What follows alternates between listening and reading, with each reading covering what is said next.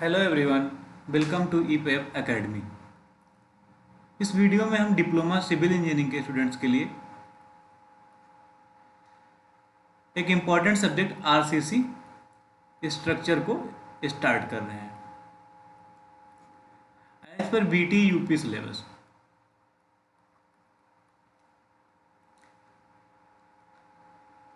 First unit हमारी है introduction.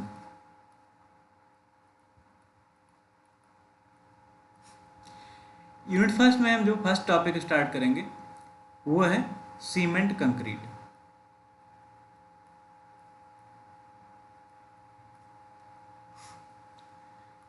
Cement concrete को बनाने के लिए जो मेन कंपोनेंट्स हैं उसमें से हमारा फर्स्ट होगा सीमेंट,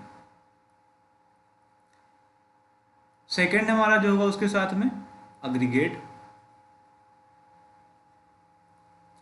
अग्रीगेट हमारे टू टाइप्स के होंगे, फाइन एंड कोर्स, और फिर उसके साथ में हम वाटर ऐड करेंगे।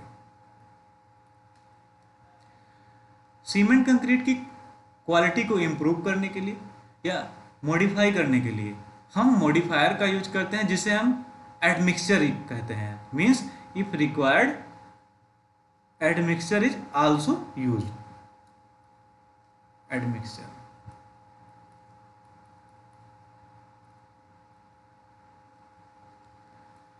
जो ये हमारे सीमेंट कंक्रीट है इसको हम प्लेन सीमेंट कंक्रीट भी कहते हैं। प्लेन सीमेंट कंक्रीट जिसे पीसीसी बोला जाता है। सीमेंट कंक्रीट की कुछ इंपॉर्टेंट पॉइंट्स हैं जो हमें याद रखना है। इंपॉर्टेंट पॉइंट जिसमें से फर्स्ट पॉइंट हमें याद रखना है, सीमेंट कंक्रीट जिसे सीसी भी कह सकते हैं हम लोग, is strong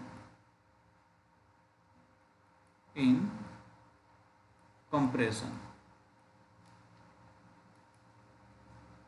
but weak in tension. Cement concrete compression में तो स्ट्रांग होता है बट टेंशन में कमजोर होता है, अप्रॉक्स 1/10। इसलिए इसकी टेंसाइल स्ट्रेंथ को इंक्रीज करने के लिए, to increase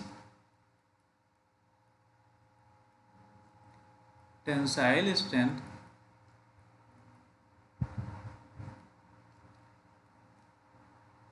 of concrete, reinforcement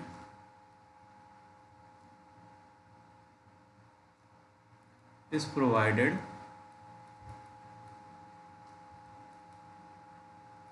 in the concrete, and this solid mass is called as reinforced cement concrete।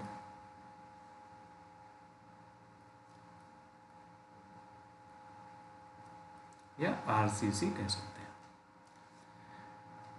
Cement concrete की जो कंप्रेसिव स्ट्रेंथ होती है वो ज़्यादा होता है, मीन्स कंप्रेशन में वो स्ट्रांग होता है बट टेंशन में कमजोर होता है। तो इसलिए उसकी टेंसाइल स्ट्रेंथ को इंक्रीज करने के लिए हम इसमें रीइंफोर्समेंट को प्रोवाइड करते हैं। रीइंफोर्समेंट मतलब सरिया को प्रोवाइड करते हैं। और जो ये सॉलिड मॉस होता है इसको हम बोलते हैं आरसीसी या रीइंफोर्स्ड सीमेंट कंक्रीट बोलते हैं। आगे फिर हम देखते हैं advantage of RCC. Advantage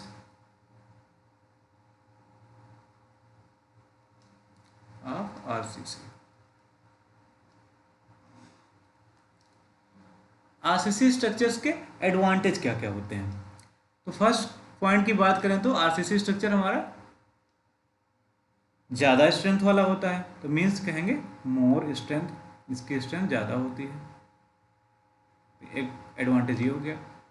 second point, strength ज़्यादा होती है मीन्स ड्यूरेबिलिटी भी ज़्यादा होगी, तो मीन्स मोर ड्यूरेबल।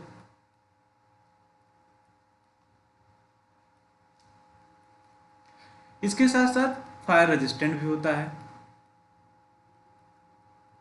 फायर को रेजिस्ट करेगा। इसके साथ साथ वाटर भी रेजिस्ट करता है, वाटर रेजिस्टेंट भी होता है, या हम इसकी जगह पर यूज कर सकते हैं term impermeable, impermeable and seismic resistant, भूकंप रोधी होता है।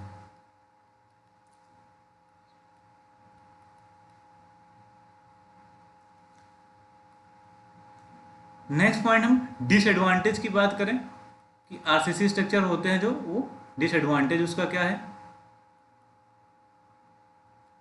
Of RCC.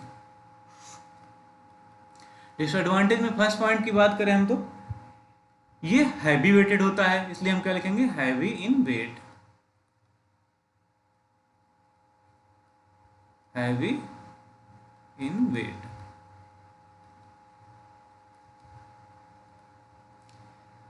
इसके साथ साथ आरसीसी कंपोनेंट या स्ट्रक्चर को बनाने के लिए नॉर्मल लेबर वर्क नहीं कर पाते हैं, इसलिए वहां पर हम क्या, एक्सपीरियंस वर्कर की हमें रिक्वायरमेंट होती है। तो यहाँ सेकंड ड्रॉबैक होगी skilled labour requirement, skilled labour requirement.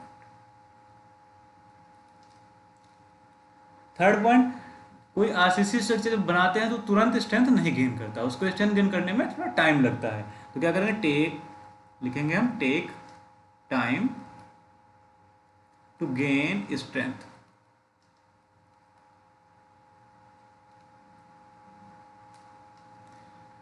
तो ये हमारा ड्रॉबैक हो गया आरसीसी का।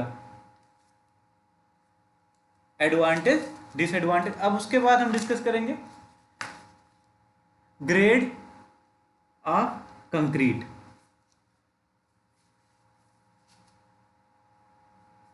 ग्रेड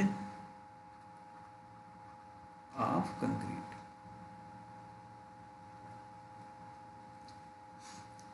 आरसीसी स्ट्रक्चर की डिजाइन के लिए या एनालिसिस के लिए हम कोड जो यूज करेंगे, वो कोड हमारा है IS 456 एंड 2000, IS 456 2000।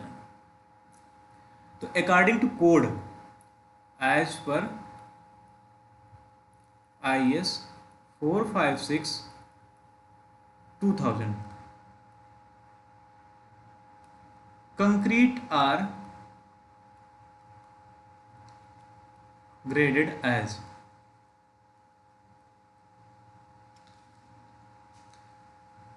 मेजर। जो क्लासिफिकेशन कंक्रीट ग्रेड का किया गया है एज पर IS कोड, फर्स्ट हमारा है ordinary concrete,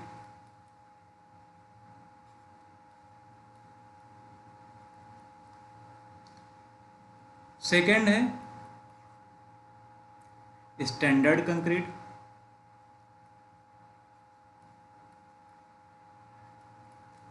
and third one high strength concrete.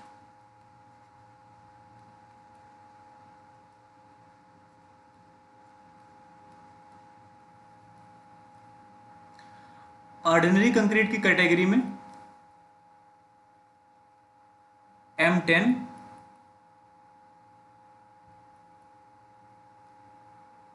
To M20 grade की कंक्रीटें आती हैं, means M10, M15 and M20। और जो स्टैंडर्ड ग्रेड की कंक्रीट होती है उसमें M25 to M55। And high strength concrete जो होती है उसमें M60 टू M80। मीन्स यहां पर जो हमारी कंक्रीट होगा M10 होगा, या इसको हम ऐसे लिखते हैं M10, M15 एंड M20। ये टोटल कितने हो गए 3। स्टैंडर्ड कंक्रीट में हमारा होगा M25, M30, M35, M40, M45, M50 and M55। तो ये हमारे कितने 1 2 3 4 5 6 एंड 7, ये हमारे टोटल ग्रेड कितने हो गए 7। हाई स्ट्रेंथ कंक्रीट कैटेगरी में आएगा M60 to 80, means M60 and M65, M70, M75 and M80। तो ये टोटल कितने हो गए हमारे 1 2 3 4 एंड 5, ये 5 हो गए। तो टोटल हमारे जो ग्रेड होंगे ये 5 हो, टोटल ग्रेड हमारे हो गए 3 7 10 एंड 5 15।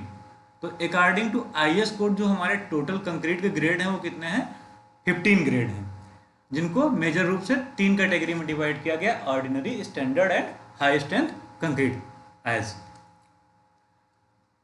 नोट्स में पॉइंट्स याद रखना है कि हमारा नोट, जैसे यहां पर लिखा M10, M20 या M25, M60 लिखा है, तो यहां पर M क्या रिप्रेजेंट करता है? तो जो हमारा M होता है, M रिप्रेजेंट्स मिक्स।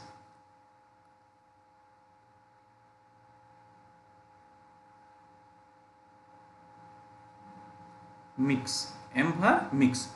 मिक्स हमारे कितने टाइप के होते हैं? 2 मेजर टाइप से, nominal mix and design mix. Nominal mix क्या होता है? जिसका रेशियो पहले से फिक्स होता है। मोस्टली जो है M20 या इससे कम के ग्रेड की जो हमारे कंक्रीट होता है उसको हम बोलते हैं नॉमिनल मिक्स। M25 या उससे ऊपर के ग्रेड को हम लोग बोलते हैं डिजाइन मिक्स। और जो हमारा न्यूमेरिकल होता है, न्यूमेरिक नंबर, जैसे M10 है यहाँ पर, तो वो हमारा क्या होता है? एंड द नंबर रिप्रेजेंट, जो नंबर है हमारा, जैसे सपोज करो एक एग्जांपल ले लेते हैं हम कि M20 लिखा है, M20, तो ये हमारा क्या हो गया? M फॉर मिक्स हो जाएगा, एंड 20 जो हमारा है वो क्या नंबर हो गया। तो नंबर क्या रिप्रेजेंट करेगा? Number represents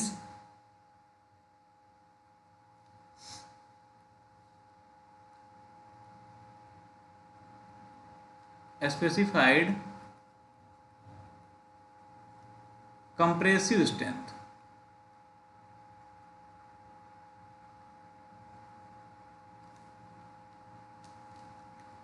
of 15 centimeter cube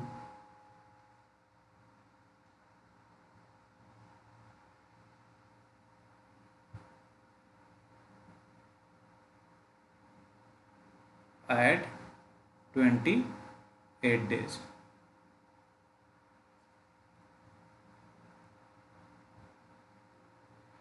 M represent करता है हमारा मिक्स को, और जो नंबर होता है, नंबर रिप्रेजेंट करता है कंप्रेसिव स्ट्रेंथ आप 15 सेंटीमीटर क्यूब साइज का सैंपल जो हमारा होगा उसका 28 डेज पर कितनी स्ट्रेंथ आता है वो रिप्रेजेंट करेगा हमारा numbers.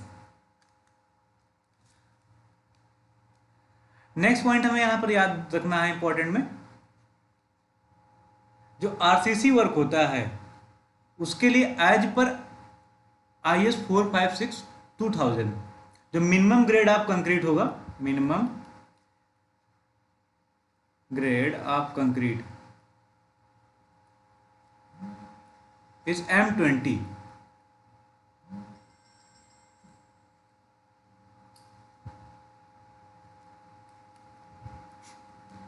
According to IS as per IS 456/2000। तो ये हमारा हो गया ग्रेड ऑफ कंक्रीट। फिर आगे हम नेक्स्ट टॉपिक डिस्कस करेंगे, characteristic strength of concrete. Characteristic strength of concrete.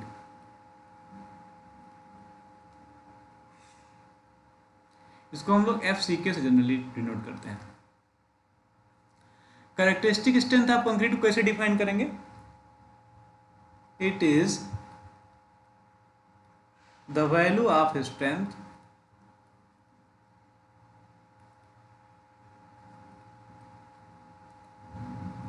of concrete below which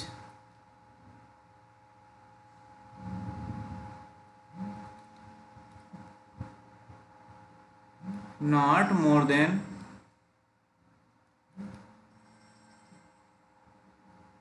5%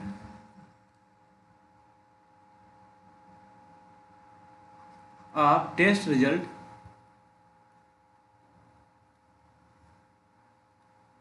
are expected to fall।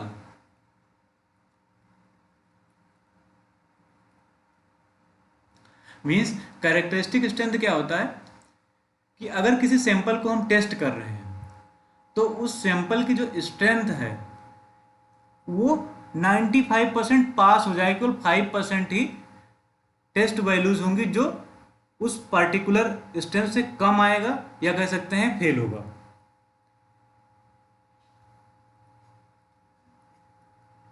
For example अगर कोई हम 100 सैंपल सपोज को ले लेते हैं, कितने सैंपल? 100 सैंपल, और इसको जब टेस्ट करेंगे जिसकी कुछ भी स्ट्रेंथ, सपोज को हम M20 ग्रेड का सैंपल ले लेते हैं, तो हमें पता है 20 ग्रेड का सैंपल ले रहे हैं तो जो 20 क्या होता है 28 डेज पर कंप्रेसिव स्ट्रेंथ होता है कितने साइज के क्यूब का? 15 सेंटीमीटर साइज के क्यूब का। तो इसकी स्ट्रेंथ जो आएगी FCK की वैल्यू 20 आना चाहिए। किसमें ये होता है? ये न्यूटन पर mm स्क्वायर में होता है। तो जब 100 सैंपल को हम टेस्टिंग करेंगे तो केवल 5% वैल्यू मीन्स 5 टेस्ट, 5 या इससे कम ही वैल्यू होंगे हमारे सैंपल के जो 20 से कम आएंगे, लेस देन 20 होगा।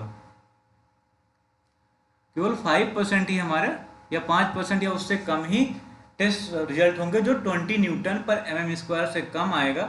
बाकी सभी वैल्यूज जो होंगे वो 20 या 20 से ज़्यादा होगा, मीन्स मोर देन 90%, 95 या equal to or greater than 95% जो वैल्यू होगा वो 20 न्यूटन पर mm स्क्वायर से ज़्यादा होगा। तो इंपॉर्टेंट पॉइंट में लिख भी लेंगे हम कि जो हमारा कैरेक्टरिस्टिक स्ट्रेंथ होता है जिसे हम FCK भी बोलते हैं, लिख लेते हैं characteristic strength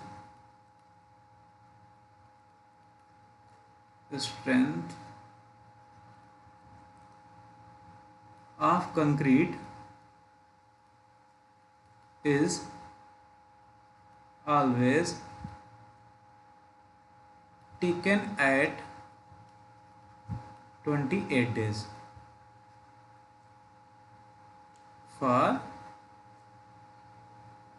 15 centimetre size cube. जो कैरेक्टरिस्टिक स्ट्रेंथ होती है कंक्रीट की उसको हम 28 डेज पर फाइंड करते हैं, और जो सैंपल का हमारा साइज होता है वो 15 सेंटीमीटर साइज का क्यूब होता है। उसको हम लोग यूनिवर्सल टेस्टिंग मशीन या कंप्रेसिव टेस्टिंग मशीन में रखकर टेस्ट करते हैं।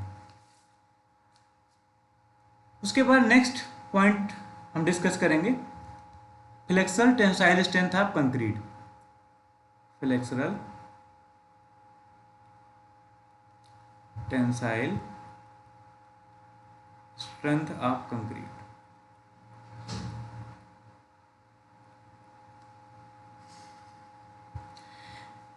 हमें कंक्रीट की फ्लेक्सरल टेंसाइल स्ट्रेंथ डिटरमाइन करना होगा, तो क्या करना होगा, और हमारे पास कैरेक्टरिस्टिक स्ट्रेंथ गिवन हो तो उस केस में हम क्या, इसको हम जो FCR से डिनोट करते हैं FCR, तो उस केस में हम क्या करेंगे FCR is equal to 0.7 root FCK फार्मूले से डिटरमाइन कर लेंगे।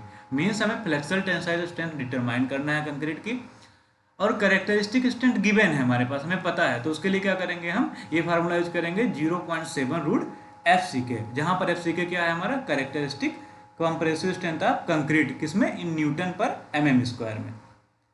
फिर उसके बाद नेक्स्ट हमें याद रखना है young modulus of elasticity of concrete.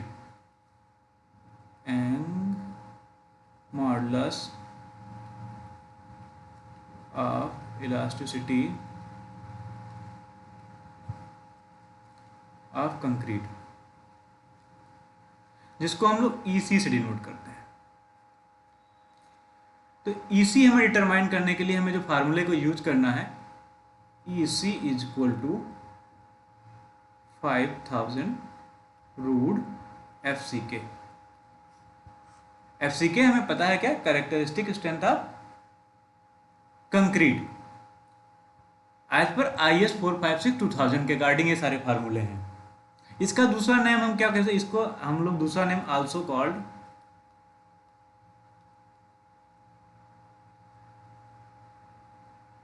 Short term static modulus of elasticity.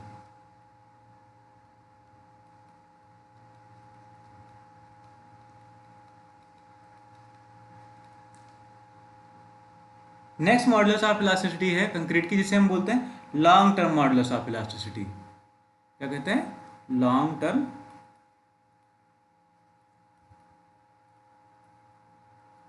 Modulus of elasticity.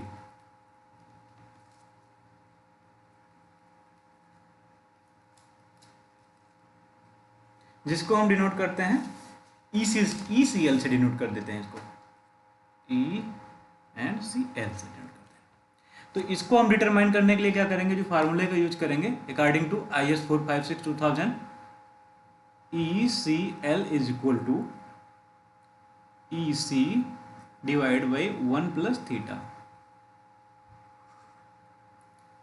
जहां पर थीटा हमारा होता है क्रीप कोएफिशिएंट।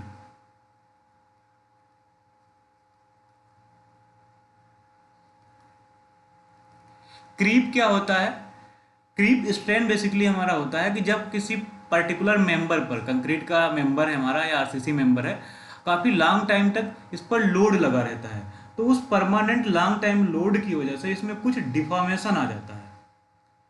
उस डिफॉर्मेशन, जो माइन्यूट से डिफॉर्मेशन होता है, इसी को हम लोग बोलते हैं क्रीप स्ट्रेन।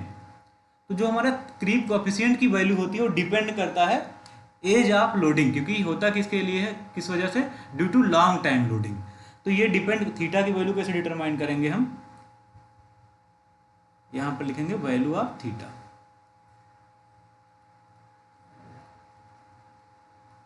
इसको डिटरमाइन करने के लिए हम लोग क्या करेंगे, अकॉर्डिंग टू कोड ये वैल्यू गिवन है हमारे पास, यहां पर हमारे पास सीरियल नंबर हो जाएगा, यहां पर दूसरा, क्योंकि डिपेंड करेगा एज ऑफ लोड, कितने टाइम तक लोडिंग की गई, एज ऑफ लोडिंग,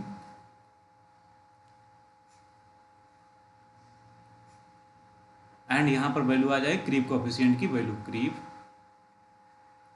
कोएफिशिएंट से हम थीटा डिनोट करते हैं। 7 डेज पर जो वैल्यू होगी थीटा की हमारे क्रीप कोएफिशिएंट की, वो होगी 2.2, एंड 28 डेज पर इसकी वैल्यू होगी 1.6, और थर्ड हमारा होगा 1 ईयर पर जो हमारी क्रीप कोएफिशिएंट की वैल्यू होगी 1 ईयर, वो होगी 1.1। ये किसके अकॉर्डिंग है, एज पर IS 456-2000, जो हमारा कोड है एज पर IS 456, IS मतलब इंडियन स्टैंडर्ड 456-2000। तो ये हमारा हो गया long term modulus of elasticity. तो आज हम यहीं तक करते हैं, फिर उसके बाद नेक्स्ट क्लास में डिस्कस करेंगे नेक्स्ट पोर्शन यूनिट फर्स्ट का। हमने आज डिस्कस किया PCC क्या होता है, RCC क्या होता है, RCC के advantage and disadvantage,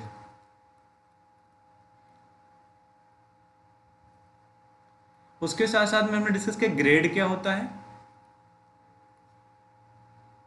and strength of concrete हमने डिस्कस किया, एंड मॉडुलस ऑफ इलास्टिसिटी के बारे में। नेक्स्ट वीडियो में हम नेक्स्ट पोर्शन डिस्कस करेंगे। Thank you very much.